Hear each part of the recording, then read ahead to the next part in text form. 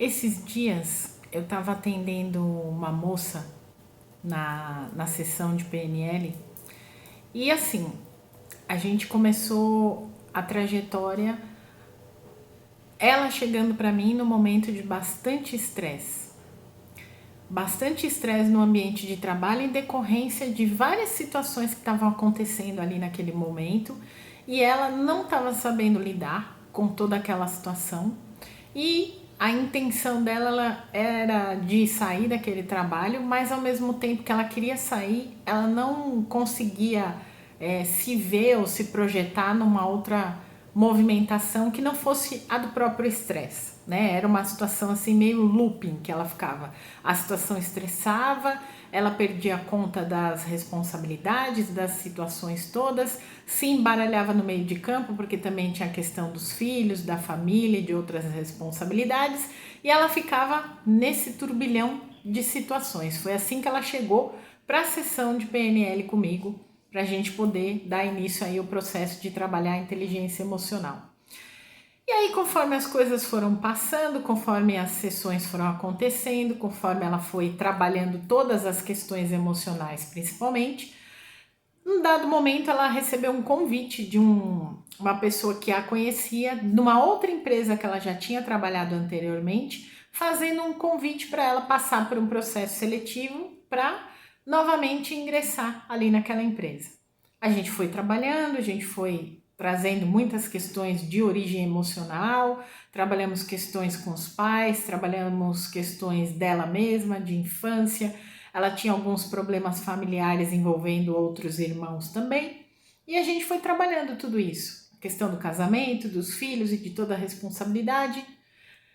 Na semana crucial que ela tinha só para aguardar o resultado da entrevista, do processo seletivo, de todo o movimento, ela estava numa ansiedade generalizada por conta daquilo que ela quase infartou, literalmente, porque tudo que ela fazia não evoluía, né? Não evoluía.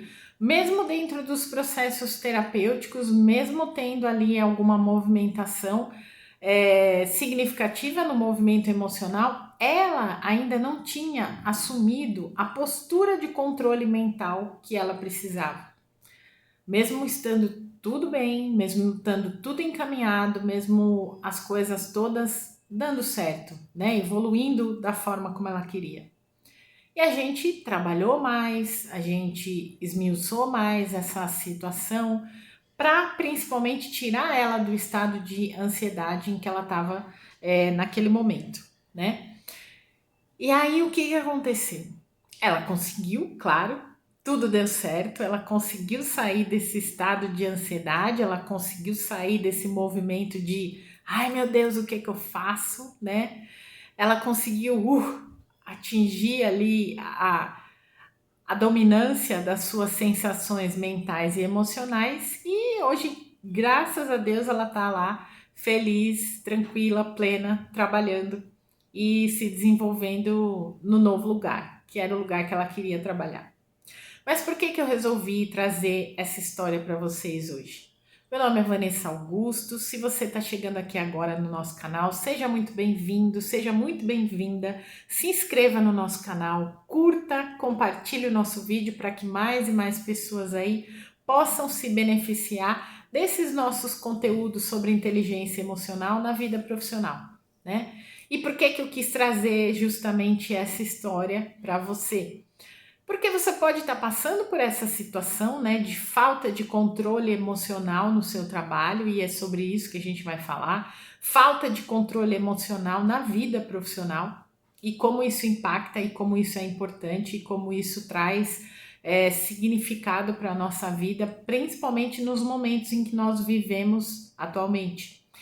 Nós somos hoje o Brasil, né, é o país mais ansioso do mundo, principalmente ansioso nesse contexto da vida profissional, do trabalho. Aumentaram as situações de ansiedade, de estresse, de burnout e de todas as doenças mentais e emocionais que você possa ter conhecimento em relação à vida profissional, principalmente depois do advento aí da pandemia.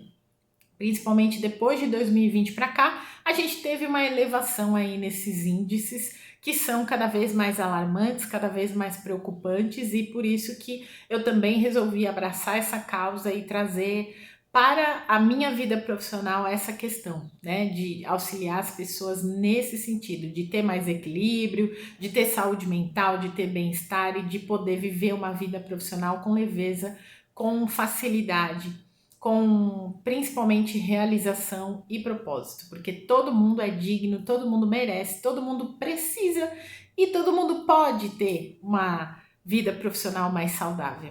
Mas a gente tem que passar por alguns processos dentro dessa dinâmica. E o primeiro é mostrar e intimar a nossa mente de quem é que manda nessa história. Ai, Ivan, mas é muito complicado, eu tô muito desgastada, eu tô muito sofrendo a situação aqui das questões de ansiedade, de estresse, de burnout, de tudo mais.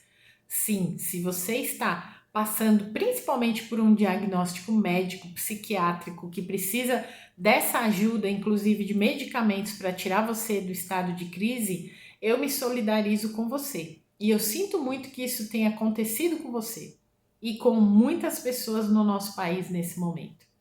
Sinto muito que essa situação tenha chegado nesse limite. Mas para você que ainda, né, tá identificando como é que tá o movimento aí da maré, como é que estão as coisas, como é que tá indo a tua própria situação emocional. A gente primeiro precisa dominar essa queridona chamada mente, que é uma parte, uma composição aqui do nosso cérebro.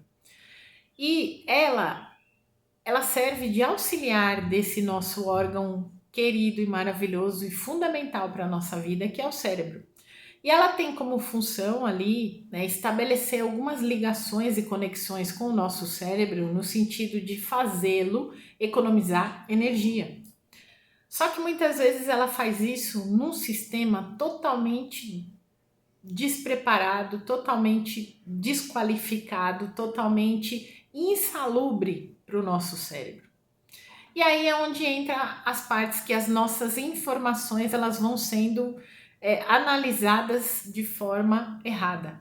Né? E é por isso que a terapia entra dentro desse processo, para tirar você e a sua mente desse movimento de desqualificação do nosso cérebro e de criação de várias situações e de vários traumas e de vários movimentos, enfim, que a gente vê cada vez mais frequentes aí no nosso dia a dia. A ansiedade é um desses movimentos e ela é um mecanismo de reação do nosso corpo, ela é uma ferramenta que o nosso corpo utiliza para nos informar de que aquela situação, de que tal movimento é ou pode ser perigoso para nós, de alguma forma. Então ela vai ligar um alerta no teu corpo, né? Um alerta, olha, ali se você for por ali, pode ser perigoso para você a essa hora da noite. Então, se eu fosse você, eu não iria. Se você entrar nesse rio, talvez você possa se afogar, pode ser perigoso. Então, eu, se fosse você, não iria. São esses tipos de sinalizações que ela estabelece com a gente nas conexões neurais. Enquanto tá aí, tá tudo bem, tá tudo certo, ela tá no movimento, ela tá no processo. Alertou você, você não fez aquilo porque poderia ser perigoso, você foi por um outro caminho, você chamou um Uber, você pediu a carona de alguém, você fez alguma coisa, você não entrou no rio, ótimo, né? A ansiedade passou. Agora, quando ela começa a te contar historinhas o tempo todo e você vai dando corda para essas historinhas, principalmente historinhas baseadas em situações que você já vivenciou anteriormente, que ela vai vasculhar lá na tua parte de memórias ali para fazer essas conexões, trazerem essas informações, aí é que mora o perigo, aí que você tem que ter atenção, aí que você tem que ter cuidado. E é um dos motivos que faz a nossa necessidade de ter o controle emocional, principalmente dentro da vida profissional. Porque boa parte das histórias que a gente alimenta durante a nossa trajetória profissional são ficção, não são realidade. E nem sequer chegarão a acontecer, mas a gente acredita piamente que elas vão acontecer, que elas podem acontecer, que elas estão acontecendo, porque a nossa mente usa mecanismos muito fatídicos, né? Não achei palavra melhor do que essa, para conseguir nos fazer acreditar nisso. E aí você tem que começar a prestar atenção. Que historinhas que a tua mente está te contando, que está levando você a ficar com esse conversê, com esse dialoguês aí, com essa ansiedade o tempo todo. Começa a prestar atenção.